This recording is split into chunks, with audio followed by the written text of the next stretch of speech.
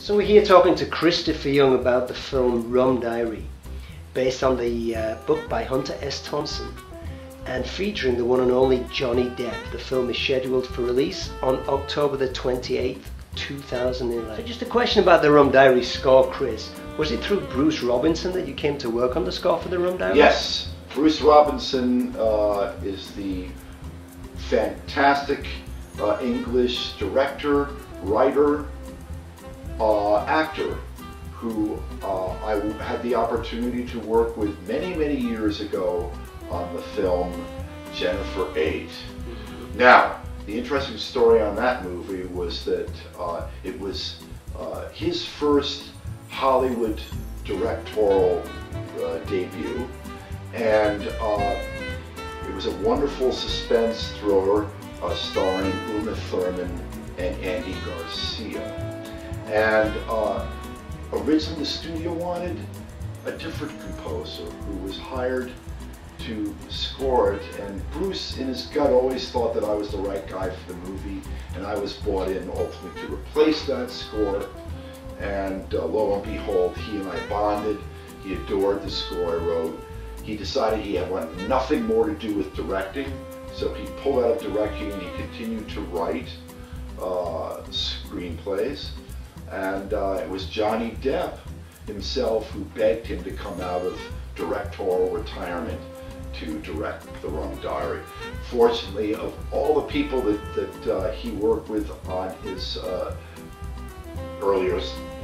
his last movie, Jennifer 8, I was, I think, the only person that he chose to pull back onto the Rum Diary. It takes place in Puerto Rico, and definitely they were looking for jazz inspired music that had a period flavor to it. The film takes place in the 50s and it takes place in Puerto Rico, and they wanted a score which at times reflected the Puerto Rican location, but as well the sort of retro Sinatra style jazz of that period. And so to that end I put together a group that was a fairly moderately large jazz combo with a string orchestra backing it. What kind of instruments did you use on the score, Chris? The score had, as best as I can remember, 2 saxes, or at times 3 saxes, bari, tenor, alto, and soprano at moments, trumpets on occasion, bass, drum, piano, a couple guitars, 2 percussionists, and even B3, harmonica, and even voice at moments. So it was, but again, the thing that sort of to me made it stand out was the fact that I included these strings, sort of that Nelson Riddle tribute.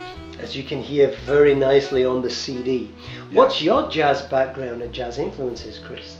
My background is that when I was a wee little boy, of course, like every wee little boy of my age, I wanted to be Ringo Starr desperately, and unfortunately God decided that Ringo was going to be Ringo in the Beatles, and so so I was a rock drummer, and then got interested in jazz, and of course got obsessed with Buddy Rich because of his his like insane technique.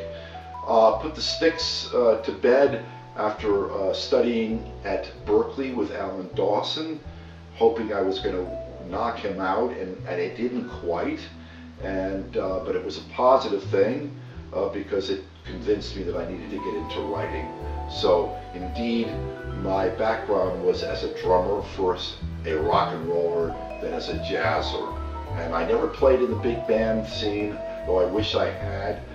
Stan Kenton was like a tremendous influence on me, and a variety of other bands, including Count Basie. Count Basie was born in the same town I was born in Red Bank.